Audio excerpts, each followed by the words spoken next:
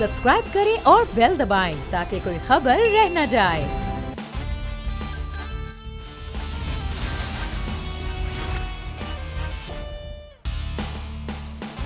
अस्सलामुअलैकुम। The special report with Mudassar Iqbal के साथ हाजिर खिदमत है। नाजरीन, फैसला हो गया कि अब नस्ला टावर को बाकायदा तौर पर गिरा दिया जाएगा। उससे पहले बिजली, गैस, पानी के कनेक्शन मुनक़ता कर दिए गए हैं। मकीन इस पर भी एहतजाज कर रहे हैं, लेकिन मकीनों का असल इम्तहान अब है कि जो आखिरी उम्मीद सुप्रीम कोर्ट में नज़रसानी के हवाले से थी वो भी ख़त्म हो गई। सुप्रीम कोर्ट में मकीन वहाँ पर गए और वहाँ पर उन्होंने बात करने की कोशिश की। सुप्रीम कोर्ट के चीफ जस्टिस साहब ने बाकायदा तौर पर यह कह दिया कि नस्ला टावर का मामला ख़त्म हो चुका है, अब सिर्फ गिराने का अमल है। इस पर बरहमी का इजहार भी किया गया था कमिश्नर कराची के हवाले से कि आप क्या हथौड़ी छेनी से गिराएंगे, एक कंट्रोल्ड ब्लास्ट के ज़रिए इमारत को मुनहदम कर दिया जाए। मामला ये है कि अब ये इमारत बनने के बाद मकीन यहाँ पर रहते थे, उसके बाद ये नोटिस हुआ और ये अब गिरा दिया जाएगा। उस मालिक के जहाँ से ये बिल्डिंग का आगाज़ हुआ है वहाँ से हर महकमे में जहाँ जहाँ ये कागजात गए, NOC उनको मिलते गए, इजाज़तनामे होते गए, इमारत खड़ी होती गई, लोगों ने ख़रीद ली, वो आकर यहाँ रिहाइश पजीर हैं, तो यहाँ मामला ख़त्म हो गया है। क्योंकि रिहायशियों का ही असल इम्तहान है, क्योंकि पैसे उन्होंने दिए, अपना इस वक्त सब कुछ उनका दाव पर लग चुका है और एक हफ़्ते के अंदर अंदर अब ये इमारत गिराने के अहकामात हो चुके हैं। हम बात करेंगे कि ये तरीक़ाकार जिस तरह से इमारतें बनने का है और उसके बाद फिर गिराए जाने का है, ये खासा इंसानी अलमिया को जन्म दे रहा है। इस शहर कराची में सबसे बड़ा शहर, मुआशी, हाँ सबसे ज़्यादा हाई राइज बिल्डिंग्स हैं और ज़रूरत भी इस वक्त इसी चीज़ों की है। वहाँ पर पहले तो मुख्तलिफ नालों के इर्द गिर्द तजावुज़ात, रिफाई प्लॉट्स के तजावुज़ात, नालों पर बनी हुई इमारतों के फुटपाथ पर, खेल के ग्राउंड्स, स्कूल और कब्रस्तानों पर थे। अब ये सूरत हाल भी है कि जगह जगह इमारतें बन रही हैं, तो यहाँ हर इमारत पर अब सवाल भी उठाए जाएंगे कि ज़िम्मेदारान कौन है। हम बात करेंगे, हमारे साथ मोहम्मद अली साहब मौजूद हैं, रेजिडेंट हैं नस्ला टावर के। अली साहब बहुत शुक्रिया आपके वक्त का। हमारे साथ आरिफ जीवा साहब मौजूद हैं, फॉर्मर चेयरमैन हैं आबाद के। बहुत शुक्रिया आरिफ साहब आपके वक्त का भी। आरिफ साहब आपसे जानेंगे कि ये अब तरीक़ाकार जो चल निकला है दोनों तरह, तो इमारतें बनाना और फिर इमारतें गिराने का, तो उस पर भी होगी। लेकिन उससे पहले अली साहब से बात कर देते हैं। अली साहब, हम देख रहे हैं आपको मुख्तलिफ टेलीविजन पर आप गुफ्तगू भी कर रहे हैं, आप रिक्वेस्ट भी कर रहे थे पिछले कई महीनों से, लेकिन supreme court, honourable supreme court का फ़ैसला हो गया। अब फैसले के बाद तो अब आखिरी अमल है जिसके बारे में अब कहा जा रहा है कि वो एक हफ़्ते में कर दिया जाएगा। क्या सूरत हाल है आप लोगों की वहाँ मकीनों की? अस्सलाम वालेकुम वरहमतुल्लाहि वबरकातुहू। मैं पहले तमाम मीडिया हाउसेस और तमाम का शुक्रगुज़ार हूँ कि आपने इस मुश्किल वक्त में हमारा साथ दिया और हर दम हमारे लिए खड़े रहे। सबसे पहली बात सर कि बिजली, पानी और गैस की लाइनें काट दी गई हैं। अच्छा, हमारे बुनियादी हक से हमें महरूम कर दिया गया है। हमने चीफ जस्टिस साहब से अपीलें की, रिक्वेस्ट की, हाथ जोड़ के मोहतरम से हमने अभी भी हाथ जोड़ के रिक्वेस्ट की कि सर ये देखिए सर, इसमें कुछ अगर हो सकता है। उनका फ़ैसला उन्होंने बरहक अपनी जगह पे रखा, उनकी इज़्ज़त है, उनका रिस्पेक्ट है, उनकी हम दिल से तायद करते हैं कि भाई उनका फ़ैसला सर आँखों पर। लेकिन कल जब उन्होंने कमिश्नर को ये ताबे किया कि हमारी पेमेंट्स दिलाई जाएँ और हमारी पेमेंट्सों को इसको बरूए कार ला के हमें हमारी पेमेंट से दिला के हमारी मुश्किलों को हल किया जाए, सर उसके लिए कोई भी आगे नहीं बढ़ रहा है, कोई भी हमें सिचुएशन नहीं मिल रही है। तो सर मेरे हिसाब से ये दो तरफा इशू क्यों चल रहा है। मैं तो चीफ जस्टिस साहब, जस्टिस गुलजार साहब से मैं मोहतरम रिक्वेस्ट करूंगा कि प्लीज़ प्लीज़ प्लीज़ बराए खुदा मेहरबानी करके आप पूरे ऑर्डर पे अमल करें। अब हमें इस बिल्डिंग में नहीं रहना है, ना मुझे पाकिस्तान में रहना है। 30 साल के बाद मैं पाकिस्तान आया, इस सोच से पाकिस्तान आया था कि मैं अपने मुल्क में रहूँगा, अपने घर पर रहूँगा। अपना घर मैंने बनाया, अब वो घर टूटने जा रहा है, बेशक उसको तोड़ दें। अब पाकिस्तान में नहीं रहूँगा मेरा मुझे मुआवजा दे दे, मैं पाकिस्तान छोड़ के जा रहा हूँ, मुझे पाकिस्तान में नहीं रहना है। क्योंकि यहाँ पे कोई इंसानियत का कोई कानून नहीं है। दुनिया के अंदर आप चले जाएं सर, बेसिक कानून के तहत बेसिक जो चीज़ें हैं उनको कभी भी किसी से बेदखल नहीं किया जाता। या तो ये हमें कह दें तमाम इदारे कि हम लावारिस कौम हैं, तो हम मानने को तैयार हैं। तो लिहाजा बराए मेहरबानी सर, मैं आपके तवस्सुत से रिक्वेस्ट करता हूँ चीफ जस्टिस साहब से कि आपने जो कमिश्नर साहब को अहकामात दिए हैं उनको पूरा कराएं। बेशक बिल्डिंग तोड़ दें, आपको जिस तरीके से तोड़नी है तोड़ दें, हमारा कोई अब लगे नहीं बिल्डिंगों से। हम ना किधर अभी पाकिस्तान में घर लेने के काबिल हैं, ना हमें घर पाकिस्तान में चाहिए, क्योंकि ये हमारा पाकिस्तान नहीं है। ये रियासत मदीना, ये वो रियासत मदीना है जो कुफ्र बनाते थे। ये वो रियासत मदीना नहीं है जो मेरे आका सल्लल्लाहु अलैहि वसल्लम ने बनाई थी। जज़ाकल्लाह खैर। अली साहब, बिल्कुल ये आपके लिए बड़ा मुश्किल है मरहला, और ये जो आपका दुख है कि आपने इतने साल बाद पाकिस्तान में घर बनाया है, बहरहाल ये एक है, लेकिन जो अहकामात हैं सुप्रीम कोर्ट के उसमें हम आप जो है वो, लेकिन आपकी जो एक बात है वो बड़ा इम्पॉर्टेंट है कि आपको आपका मुआवजा जो है वो दे दिया जाए, जो आपके पैसे हैं वो दे दिए जाएं। बिल्कुल बिल्कुल, हम अदालत हम अपने सुप्रीम कोर्ट से खाली इतनी इल्तिजा करते कि सर आपका हुक्म सर आंखों पर, आपका हुक्म को सलाम, हम रेडी हैं आपके हुक्म को ओबे करने के लिए, हमें हमारे मुआवजे दे दिए जाए, हम खुद इधर रह के इसको तुड़वाएंगे, हमको कोई शौक नहीं है। अच्छा, हमको हमारे पैसे दे दिए जाए, हमारे पैसे हमने अपनी मेहनतों से कमाए। ठीक, बिल्कुल। अच्छा, मैं आरिफ जीवा साहब से बात करते हैं। ये दो हिस्से नाजरीन हैं इस फैसले के। एक है कि उन तमाम मकीनों को उनके पैसे वापस दिलवाए जाएं जो उन्होंने कीमत अदा की है या जो अब की कीमत है, इसके हवाले से भी एक बड़ा इबाम है। दूसरा ये कि इस इमारत को गिराया जाए। इमारत गिराने पे अब फोकस बहुत ज़्यादा हो गया है, मकीनों के पैसे किस तरह से मिल सकते हैं। आरिफ जीवा साहब हमारे साथ मौजूद हैं। जीवा साहब, बहुत शुक्रिया सर आपके वक्त का। बड़ा ये मुश्किल एक मरला होता है कि इंसान घर बनाता है, पूरी तमाम उम्र की जमा पूंजी होती है, और कराची जैसा एक शहर जहाँ पर प्रॉपर्टी ऑलरेडी बहुत महंगी है, लोगों को सालों लग जाते हैं अपना घर बनाने में। बहरहाल ऑनरेबल सुप्रीम कोर्ट का फैसला है, लेकिन जो उनके फैसले का एक हिस्सा है कि उनको पैसे वापस दिलवाए जाएं। आप समझते हैं कि ये जो वहाँ बिल्डर है उसके लिए भी पॉसिबल है वो पैसे दे, वो कहें जी मैं तो बिल्डिंग बना दी है, तो अब इसका क्या हो सकता है सर? Thank you Mudassir. देखें, बात ये कि कल सुप्रीम कोर्ट ने ऑर्डर किया, उसके 2 पॉइंट्स इंपॉर्टेंट थे।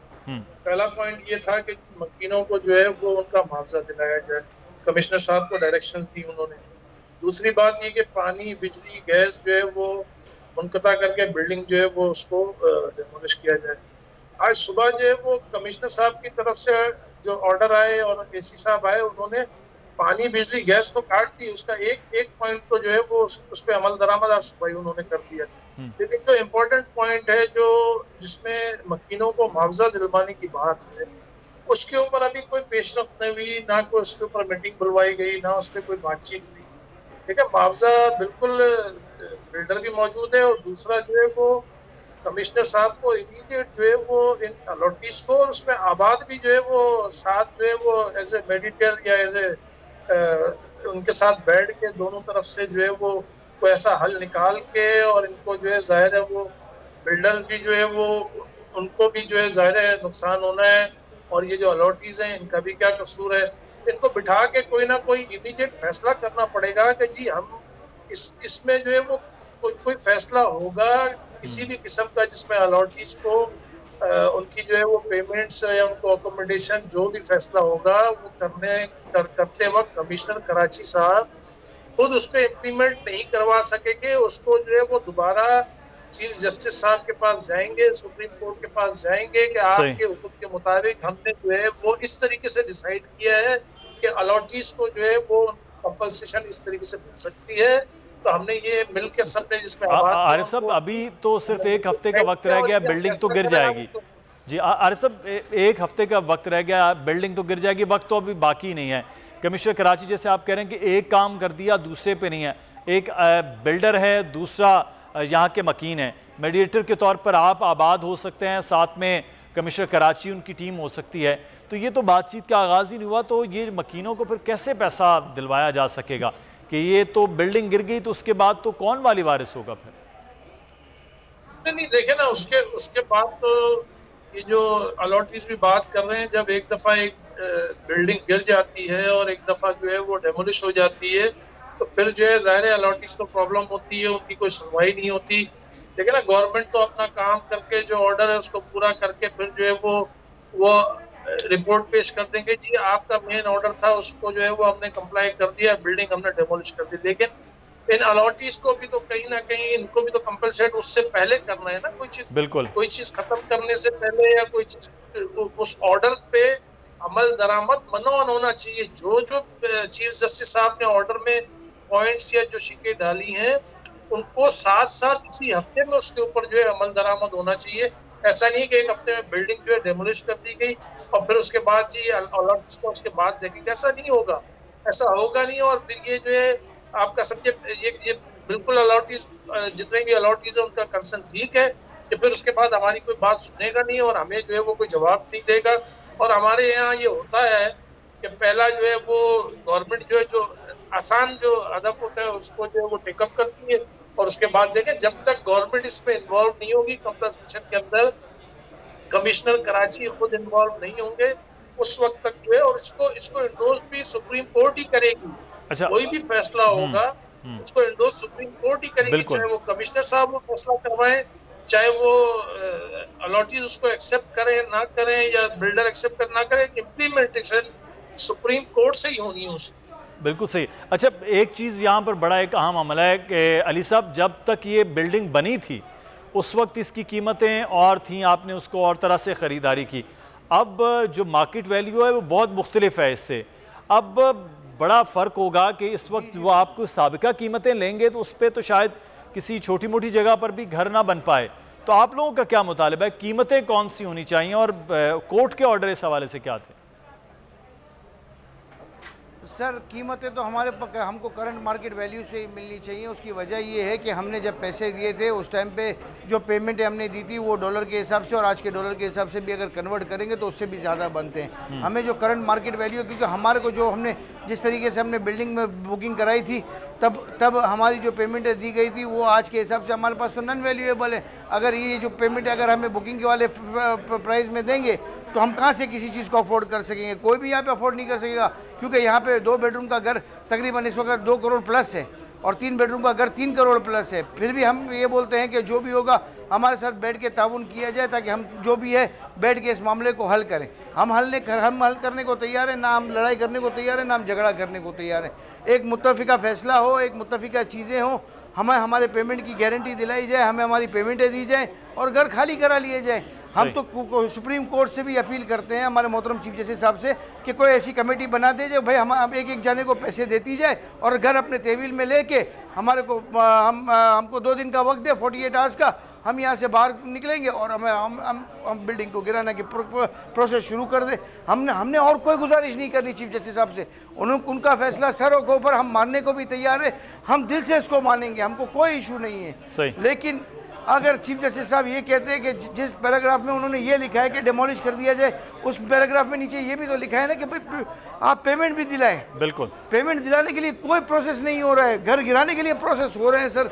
अब घर गिराने के लिए प्रोसेस, आपने आज हमारी बेसिक सहूलियात तो काट ही दी हैं, कल सुबह आपको गले से भी काट दें, ख़त्म हो जाती है बात, ना रहेगा बांस ना बजेगी बांसुरी। नहीं, ये इम्पोर्टेंट ज़्यादा मामला है। तो फिर क्यों हम कोशिश भी कर रहे हैं कि बात हो कि जो जिम्मेदारान है जिनके ज़िम्मे बिजली पानी काटना था उनके ज़िम्मे ये काम भी था कराची की एडमिनिस्ट्रेशन यानी कि कमिश्नर कराची के ज़िम्मे कि उनकी पैसे भी वापस दिलवाए जाएं। अब वहाँ से कैसे काम शुरू होता है ये भी हम कोशिश करेंगे कि उनसे बात ज़रूर हो अगले आने वाले दिनों में। लेकिन आरिफ जीवा साहब, एक सर इम्पॉर्टेंट बात ये है कि जिस तरह से अली साहब फरमा रहे हैं कि उन्होंने पेमेंट्स की, जो भी वो एक प्लान होता है साल 2 साल या 3 साल की किस्तों का तरीक़ाकार है उसमें पेमेंट होती है। अब बिल्डर को भी देखा जाएगा कि बिल्डर के मैं तो वो सारे पैसे जो मकीनों से लिए हैं वो बिल्डिंग पे लगा दिए हैं और वो भी किस्तों में हासिल किए थे, किस्तों में बनता रहा 2 साल 3 साल 4 साल के प्रोजेक्ट के अंदर, तो वो बन गया। अब जब पेमेंट की बारी होगी तो बिल्डर भी इस तरफ ये कहेगा कि जी जिस तरह मेरे पे पैसे आए और उस मार्केट वैल्यू के आए तो उसी तरह से फिर मुझसे भी लिए जाएँ। तो ये अमल फिर बड़ा पेचीदा हो जाएगा कि किस्तों पे लिए हुए पैसे यकमुश्त आज की मार्केट वैल्यू में कैसे पे कर पाएँ। देखिए, इसमें 2 चीज़ें हैं। सबसे पहली चीज़ ये है कि जब ये बिल्डिंग गिराई जाएगी तो उसकी जो है वो लैंड की वर्थ है। उस लैंड आज लैंड की जैसे अपार्टमेंट की कॉस्ट चेंज हुई है तो लैंड की कॉस्ट भी चेंज हुई है। लैंड कॉस्ट बढ़ती है तो अपार्टमेंट की कॉस्ट बढ़ती है, उसकी वर्थ है। इसीलिए हम कह रहे हैं कि कमिश्नर साहब जो है वो एक मीटिंग बुलाएं इमीडिएट, हम कोई फैसला कर सके कि उस लैंड का क्या करना है, उस लैंड को जो है वो कैसे एडजस्ट करेंगे। उसके अंदर दूसरी बात कि जब हम ये बात करते हैं, ऑर्डर जब नहीं आया था उससे पहले भी हम बात करते थे, आज भी ये बात करते हैं कि अगर बिल्डर ने गलत बिल्डिंग बनाई है तो फिर इदारे भी गलत हैं। जी हाँ, अगर बिल्डर ने सही बिल्डिंग बनाई है तो इदारे भी ठीक है। लेकिन आज ये फैसला हो गया कि बिल्डिंग जो है वो सुप्रीम कोर्ट की तरफ से फैसला हुआ कि बिल्डिंग गलत बनी, तो फिर इदारों ने जब अप्रूवल्स दिए हैं, सिंध गवर्नमेंट के इदारे ने अप्रूवल्स दिए हैं, तो उसने फीसेस भी ली हैं, इसके जो है वो स्कूटी फीसेस भी लिए हैं, इसके चार्जेस भी लिए हैं। भाई इनकम तो उन्होंने भी की है ना, इदारों ने भी इनकम की है। जब बिल्डिंग की अप्रूवल होती है तो उसकी इनकम होती है, तो कुछ कंपनसेशन जो है वो इन कैश अगर कुछ कंपनसेशन गवर्नमेंट दे, कुछ जो है वो बिल्डर दे। लेकिन इसका हल एक ये है जो मैं कल भी एक प्रोग्राम में कह चुका हूँ कि लैंड जो है अपनी जगह पे इंटेंड कर रही है। देखें ये लैंड कोई खरीदेगा नहीं है क्योंकि इस लैंड का हो गया इशू। इसको भी सुप्रीम कोर्ट जो है इंडोर्स करे और उनको डायरेक्शन दे सिटी गवर्नमेंट को कि जी इसका जितना रेशो है बिल्डिंग का, आज की तारीख में अगर 44 फ्लैट हैं, तो मैं स्टेट आपको बता रहा हूँ 44 फ्लैट हैं, तो इसको जो है वो 70 या 75 फ्लैटों की अप्रूवल दें 2 साल के लिए। जितने भी मकीन है इनको 2 साल का टाइम दिया जाए कि जिनको कहीं अकोमोडेट करें, और इस बिल्डिंग को जो वही बिल्डर तैयार करके दें इनको अपार्टमेंट, जिस साइज के इनके अपार्टमेंट थे। तो एक तो मार्केट वैल्यू का भी इशू जो है वो सॉल्ट आउट होगा, और दूसरा ये बिल्डिंग जो है अपनी जगह 800 गज पे बनाए, वो 1300 गज पे ना बनाए। अगर 800 गज पे तो सुप्रीम कोर्ट का कंसर्न नहीं है, 800 गज पे बिल्डिंग बनाए, और इसका रेशो अगर 1:5 का रेशो है तो उसको 1:7.5 का रेशो दे गवर्नमेंट। यानी स्पेशली इस बिल्डिंग के लिए, हम पूरे शहर के लिए नहीं कह रहे, स्पेशली इस बिल्डिंग के लिए वो रेशो दे और सुप्रीम कोर्ट से उसको इंडोर्स कराएं, और बिल्डर को भी पाबंद करें कि 2 साल के अंदर अंदर जो है वो, या 1.5 साल के अंदर इनको ये अपार्टमेंट बना के हैंड ओवर उसी साइज के, जिस साइज के इनके अपार्टमेंट है, वो बिल्डर इनको हैंड ओवर करेंगे। बिल्कुल, ये बड़ी अच्छी तजवीज़ है। लेकिन सर ये तजवीज़ ये है कि जो लोग अभी तक कंपनसेट के लिए बातचीत नहीं कर रहे, यानी कमिश्नर कराची, वो ये जो पूरा प्लान आप बड़ा एक ज़बरदस्त बता रहे हैं, उस प्लान की जानिब वो जाएंगे, फिर वो मकीनों के तमाम जितने भी स्टेक होल्डर्स हैं वो बैठे हैं और फिर हाल हो। अच्छा, मैं नज़ीर लगारी साहब ने हमें ज्वाइन किया है, सीनियर सहाफ़ी, तजज़ियाकार और एडिटर इन चीफ बोल हैं। लगारी साहब बहुत शुक्रिया सर आपके वक्त का। बड़ा एक इंसानी अलमिया का जब ये हुक्म हुआ है, ऑनरेबल सुप्रीम कोर्ट के अहकामात हैं, मकीन भी तैयार हैं, लेकिन वो कहते हैं हमारा मुआवजा जो अहकामात सुप्रीम कोर्ट ने दिए हैं कि मकीनों को मुआवजा दिया जाए, बिल्डिंग गिरा दी जाए। अभी अली साहब बड़े दुखी दिल से बात कर रहे थे जो वहाँ के मकीन हैं कि मैंने 30 साल बाद इस मुल्क में घर बनाया, यहाँ रहूँगा, अब वो घर गिराया जा रहा है, हमें पैसे दे दें, हम पाकिस्तान से वापस चले जाएंगे। ये एक पाकिस्तानी के लिए बड़ा मुश्किल है फ़ैसला कि वो अपने वतन में इतने साल बाद आए, छोड़ के चला जाए, और बिल्डिंग, घर मकान शायद गिराना मुश्किल होता है सर, जो घर हो जाता है जिसमें मकीन है लगारी साहब, वो तो एक और मुश्किल मरला है। एक तरफ सुप्रीम कोर्ट के अहकामात, दूसरी तरफ एक इंसानी अलमिया। ज़ाहिर है इस पर हम क्या कह सकते हैं, इसलिए कि यहाँ पर सिर्फ एक मकीन तो आपके सामने बैठे हैं, बाकी जितने मकीन हैं वो 40 हैं, 50 हैं, जितने भी हैं, और उनकी फैमिलीज़ हैं, वो तो हमारे सामने भी नहीं बैठे हैं, हम उनसे बात भी नहीं कर पा रहे हैं। और वो ज़ाहिर है एक बड़े अलमिया ने जन्म दिया है इस सारी सूरत हाल में। ये तो ऐसा नहीं है ना कि अचानक। और अब हम कुछ बात करेंगे वज़ीर आज़म इमरान खान के दौरे सऊदी अरब के हवाले से। इस दौरे में ख़ास बात जो एक चीज़ नज़र आ रही थी वज़ीर आज़म के दौरे सऊदी अरब में, वो ये था कि वज़ीर आज़म ने वहाँ पर पाकिस्तान में सरमायाकारी के हवाले से बड़ी एक अहम बात की है। इस मुख्तलिफ़ इजलासों में, मुख्तलिफ़ सेमिनार्स में, सिम्पोजियम में वज़ीर आज़म ने जो शिरकत की, वहाँ पर पाकिस्तान के हवाले से बात की गई है। वहाँ पर इस मौके पर सऊदी कंपनीज़ BIC, SWA और दीगर कंपनीज़ जो हैं वो भी शरीक थी वहाँ पर, जो इस मौके पर जो बड़े अहम वज़ीर सरमायाकारी हैं वो भी मौजूद थे, और बड़े एक अहम फ़ैसले किए गए। वो फ़ैसले क्या हैं, और पाकिस्तान में सरमायाकारी के हवाले से सऊदी इन्वेस्टर्स क्या सोच रहे हैं, और जो पाकिस्तानी एंटरप्रेन्योर्स मौजूद थे इस तमाम तर मामले में, वो क्या सोचा जा रहा है, हम इस पर बात करेंगे। हमारे साथ मौजूद हैं मुनीर अहमद शाद साहब, प्रेसिडेंट हैं पाकिस्तानी एग्जीक्यूटिव फोरम सऊदी अरब से। मुनीर अहमद शाद साहब, आपके वक्त का सर बड़ा एक अहम दौरा कहा जा रहा है वज़ीर आज़म इमरान खान के, लेकिन पाकिस्तान में हमेशा ये बात होती है कि फॉरेनर इन्वेस्टर्स के हवाले से, तो वज़ीर आज़म के इस दौरे को और सऊदी अरब में जो सरमायाकार हैं वो क्या देख रहे हैं? बिस्मिल्लाह, सबसे पहले तो मैं बहुत मशहूर हूँ कि बोल टीवी ने इस एक अच्छे टॉपिक के ऊपर प्रोग्राम रखा। तो मैं ये बताना चाहूँगा कि कल की जो मीटिंग बहुत फ्रूटफुल मीटिंग थी, और उसमें जस्ट MOU साइन नहीं किए गए और उसमें डिसीजन लिए गए हैं, और उस डिसीजन में और बेतहा जैसे आपने 3-4 कंपनियां बताई, इसके अलावा भी एटलीस्ट 80-90 कंपनियों के ऑनर्स, उनके सीईओज, उनके मतलब इन्वेस्टर ने कल शिरकत की और उन्होंने बड़ा एक प्रॉमिस किया कि हम पाकिस्तान में जस्ट लाइक रावी जो डेवलपमेंट प्रोजेक्ट है स्पेशली उसके ऊपर, उसके अलावा 1-2 और बिजनेस सेंटर जो पाकिस्तान में अभी बनने जा रहे हैं, मे भी आपके नॉलेज में हो, तो उसके ऊपर जब हाई राइज बिल्डिंग बनने जाएंगी तो उसमें सऊदी इन्वेस्टर ने अपना बहुत ज़्यादा अपना इंटरेस्ट शो किया और वो वहाँ पे इन्वेस्टमेंट करना चाहते हैं, क्योंकि बहुत अच्छा इनिशिएटिव था वज़ीर आज़म साहब का। तो और ये हिस्ट्री में आई थिंक फर्स्ट टाइम हुआ है कि जो उसी टाइम वहीं पे 1-to-1 business to business meeting हुई और 1-to-1 उन लोगों को मेक श्योर कराया गया और गवर्नमेंट के साथ जितने भी मामला तय करके तो इमीडिएटली उसके ऊपर एक्शन लिया जाए। अच्छा, ये तो आप इजलास का सूरत हाल बता रहे हैं क्योंकि आप खुद वहाँ पर बिज़नेस करते हैं, बिज़नेस फोरम को हेड करते हैं।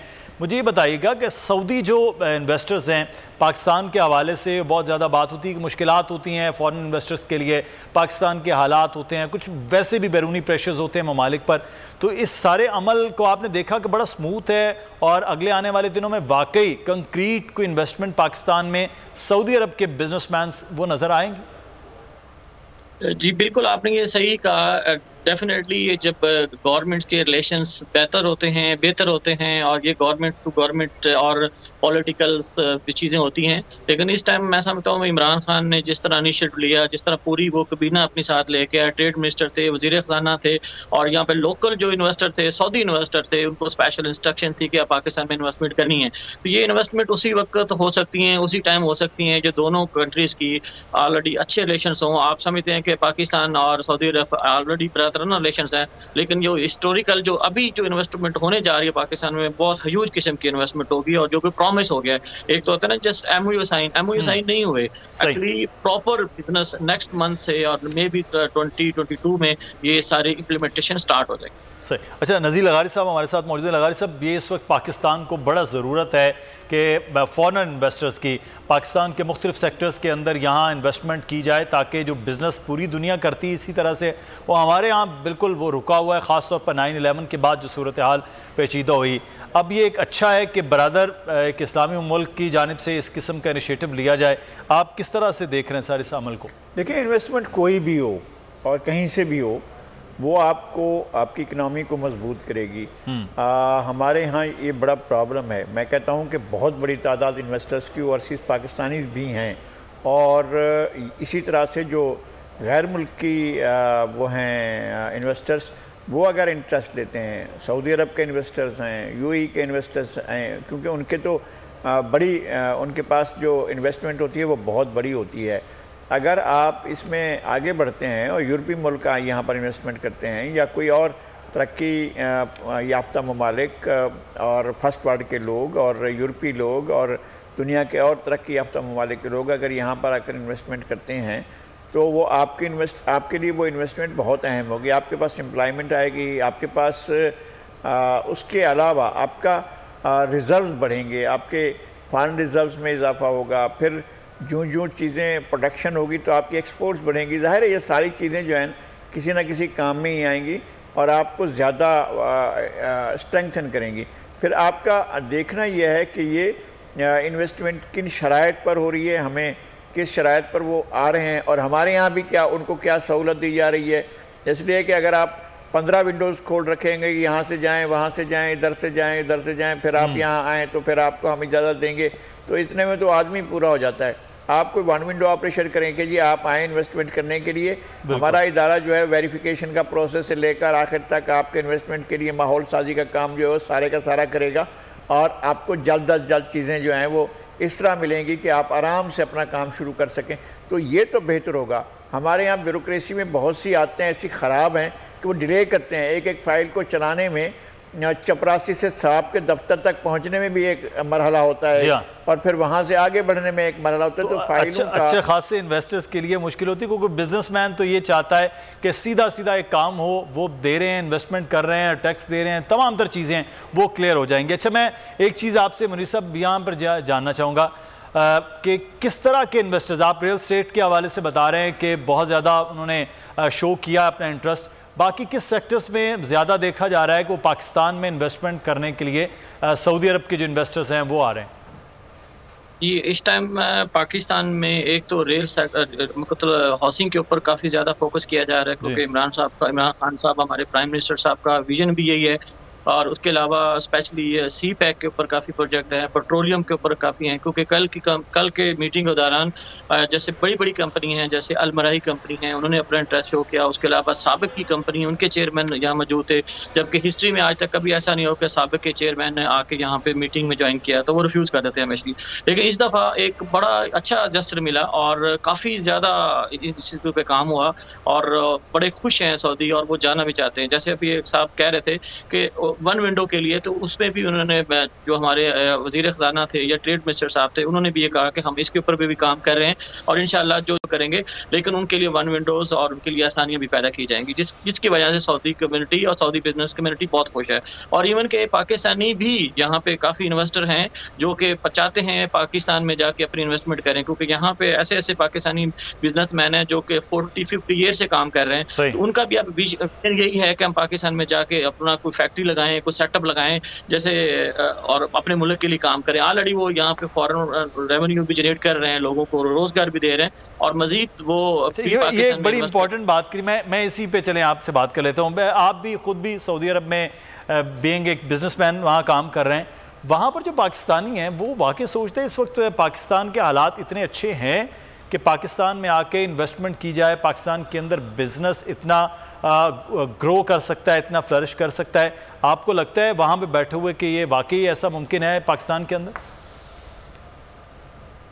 देखिए, बीइंग पाकिस्तानी हम हर वक्त हर लम्हा अपनी गवर्नमेंट के साथ एफिलिएट होते हैं, उनसे राब्ते में रहते हैं, हम जानते रहते हैं कि वहाँ पे सिचुएशन क्या है। सिचुएशन बेहतर है, क्योंकि जब प्राइम मिनिस्टर और हमारे जो बाकी अदारे हैं जो हमें यकीन भी दिला रहे हैं और हमें नज़र आ रहा है, जैसे उन्होंने बताया कि हम इसके ऊपर बहुत ज़्यादा काम कर रहे हैं, तो इंशाल्लाह अच्छे साजगार मौके नज़र आ रहे हैं। ऐसा नहीं है कि पाकिस्तान में आपके सामने हाउसिंग है, उसके अलावा सी पैक्स के हैं, बाकी डेफिनेटली कुछ सिक्योरिटी रीजंस हैं, तो वो गवर्नमेंट लोकल बिजनेस कम्युनिटी को इंश्योर करा रही है। तो इंशाल्लाह मैं समझता हूँ कि सऊदी इन्वेस्टमेंट से ज़्यादा पाकिस्तानी, जो लोकल पाकिस्तानी हैं, जो पाकिस्तान के लिए मोहब्बत रखते हैं, वो पाकिस्तान में ज़्यादा इन्वेस्ट करने के लिए तैयार है। बिल्कुल, ये एक बड़ी ज़बरदस्त आपने बात की है। पाकिस्तान में बड़ा पोटेंशियल है ज़राअत के अंदर इन्वेस्टमेंट का। लाइफ स्टॉक जो एक बहुत बड़ा बिजनेस मिडल ईस्ट में होता है, वो पाकिस्तान के अंदर उसमें बड़ी इन्वेस्टमेंट के मौके हैं, फिर तवानाई के मौके हैं बहुत ज़्यादा फॉरेन इन्वेस्टर्स के लिए। तीनों चीज़ें जिस पर पाकिस्तान के अंदर है भी बहुत कुछ। अब देखना ये है कि किस तरह से ये होता है। बहुत शुक्रिया मुनीश शाह साहब, आप हमारे साथ मौजूद थे, बिजनेसमैन हैं सऊदी अरब से, और अब ये कहा जा रहा है कि न सिर्फ वहाँ पर मुकीम पाकिस्तानी बल्कि सऊदी कंपनीज़ जो हैं वो बहुत ज़्यादा अब ये सोच रही हैं कि पाकिस्तान में इन्वेस्टमेंट की जाए। तो फॉरेन इन्वेस्टमेंट अगर पाकिस्तान में आएगी तो फिर पाकिस्तान के अंदर बिजनेस भी, रोज़गार भी और मामलात भी बेहतर होंगे। आगे बढ़ेंगे, और एक और बहुत बेहतर चीज़ है वो है पाकिस्तान का इस वक्त T20 वर्ल्ड कप में परफॉर्मेंस। आज पाकिस्तान का करीब 2 घंटे बाद मैच होने जा रहा है न्यूजीलैंड की टीम से। न्यूजीलैंड वो टीम जो इस वक्त वर्ल्ड की बेस्ट टीम कहलाई जाती है, लेकिन अनफॉर्चुनेट चंद दिन पहले वो पाकिस्तान आए और उसके बाद टॉस से पहले वो वापस चले गए, सिक्योरिटी रीज़न बना दिया गया। पाकिस्तान की टीम ने जिसे पहला मैच खेला है उसके बाद अब ये लग रहा है कि केन विलियमसन की टीम इस वक्त पाकिस्तान के मुकाबले में खासी दबी भी हो सकती है। लेकिन बहरहाल केन विलियमसन एक कामयाब कैप्टन है जिन्होंने न्यूजीलैंड की टीम को नीचे से 0 से उठाकर 10 पर लेके गए। हसन रज़ा साहब हमारे साथ मौजूद हैं, उनसे भी बात करते हैं। नज़ीर लगा साथ हैं। हसन रज़ा साहब, शानदार मैच था जो पाकिस्तान ने पहला जीता, और ये कोई एक्सपेक्ट नहीं कर रहा था। आपसे भी बात होती है हमारी जब भी, ना ही क्रिकेट एक्सपर्ट्स ना क्रिकेट गुरूज, और जिस तरह परफॉर्म कर दिया है पाकिस्तान की टीम ने, आज कैसा देख रहे हैं कि वही परफॉर्मेंस का तसलसल न्यूजीलैंड के मैच में? जी हाँ, बड़ा इंपॉर्टेंट होगा, क्योंकि सारी जो दुआएं हैं और जो सारी परफॉर्मेंसेस देखी जाए अगर पाकिस्तान की और दुनिया की, तो पाकिस्तान और इंडिया के मैच पे लगी हुई थी, और जितनी भी हाइप क्रिएट हुई सोशल मीडिया पे, दुनिया में हर जगह फोकस था उस मैच पे था। पहला मैच था ये। अब तक 17 तारीख से मैच वर्ल्ड कप का जो क्वालिफाइंग राउंड है वो शुरू हुए, क्वालिफाइंग टीमें खेल रही थी। जैसे जैसे मैचेस हम देखते रहे तो इंटरेस्टिंग होते गए। आज एक और इंटरेस्टिंग मैच होगा अगेंस्ट न्यूजीलैंड के। वो परफॉर्मेंसेस पाकिस्तान ने दी, एक्स्ट्राऑर्डिनरी दी। 10 विकेटों से वो जीते इंडिया के खिलाफ, और बहुत ही अच्छी बैटिंग रही, स्पेशली बाबर आजम की और रिजवान की। उन्होंने विनिंग बिटवीन द विकेट बहुत अच्छी करी दोनों ने, और कोई प्रेशर नहीं लग रहा था उस टाइम पाकिस्तान पे के।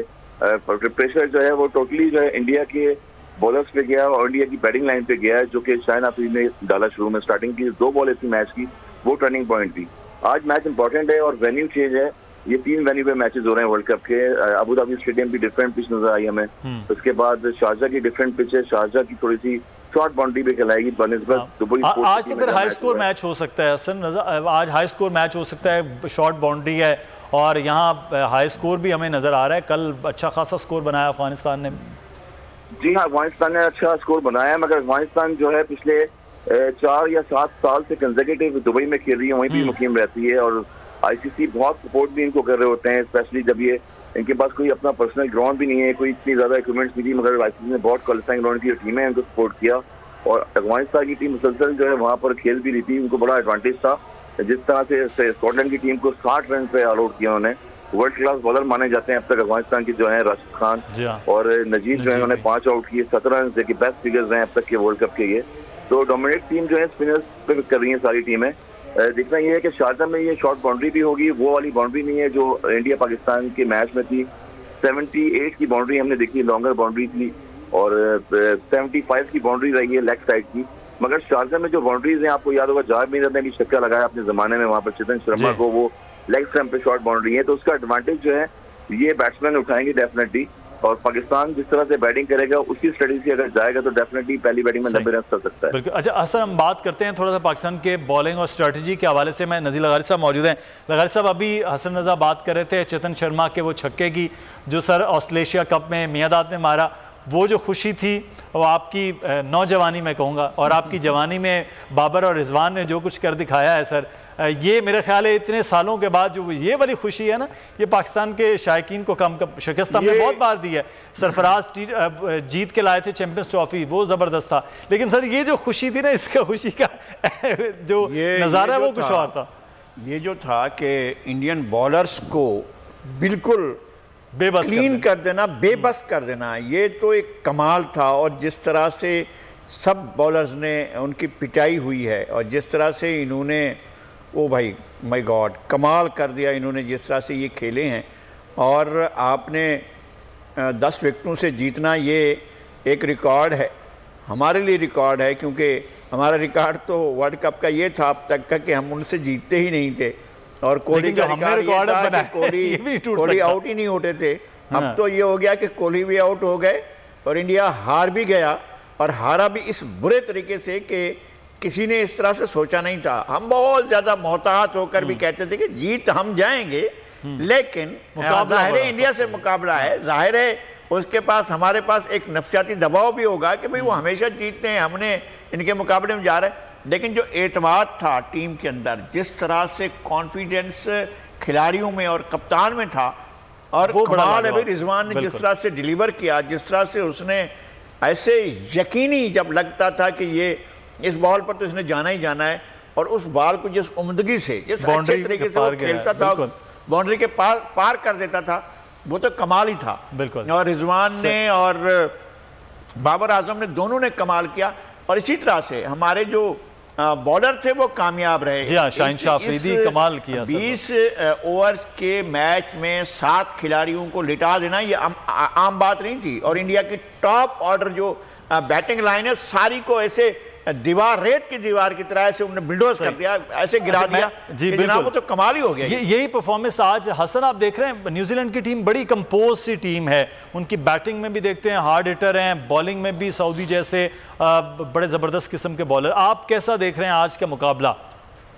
देखिए, अगर डिपेंड करता है वही टॉस पे, अगर पाकिस्तान जीत गया डेफिनेटली वो कोशिश करेगा कि बॉलिंग भी करे। अनफॉर्चुनेटली अगर कुछ पता नहीं है कि शारजा की डिफरेंट पिच है, डेफिनेटली कोशिश तो यही करना है कि टॉस जीत के बॉलिंग करे होते हैं पहले। मगर टॉप ऑर्डर बड़ा स्ट्रांगली नजर आ रहा है हमें पाकिस्तान का अब तक। अगर टॉप ऑर्डर ऐसे ही थ्रू आउट खेलता रहेगा अच्छा पावर प्ले में 6 ओवर में, तो डेथ में आने वाले जो बैट्समैन है हमारे पास वो बड़ा एक्सपीरियंस है, जो कि मैच को लेकर चल सकते हैं। नंबर 3 पे बाबर आजम, नंबर 3 पे फखर जमान अगर खेलने के लिए आते हैं तो उनको भी एक रिलीफ मिलेगा अगर अच्छी पार्टनरशिप लगेगी रिजवान की और बाबर की। इतने ज्यादा बॉलर्स नहीं है, बॉलर्स की हम शूटिंग है स्टार्टिंग में नए बॉलर।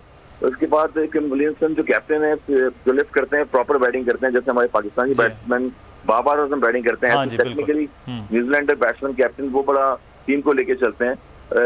यहाँ पर वही बॉलिंग दोबारा देखी जाएगी कि आज की पिच किस तरह से बिहेव करती है। और शाहिन शाह का अटैक जो है वो इम्पोर्टेंट है। जो अर्ली ऑन 6 ओवर के हमारे इंपॉर्टेंट जो बॉल्स होती हैं वो गिरनी चाहिए अच्छी जगह पे पिच हो। जैसे इंडिया के खिलाफ 2 बॉलें उनकी अच्छी जगह पिच हुई थी और क्रॉस के लिए के रावल और रोहित शर्मा।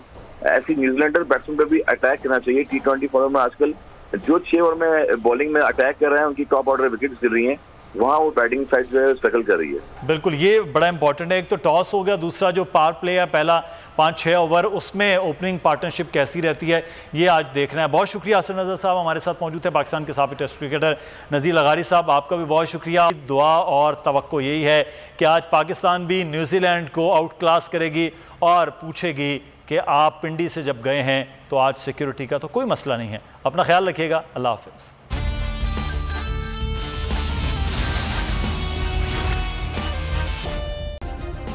सब्सक्राइब करें और बेल दबाएं ताकि कोई खबर रह न जाए।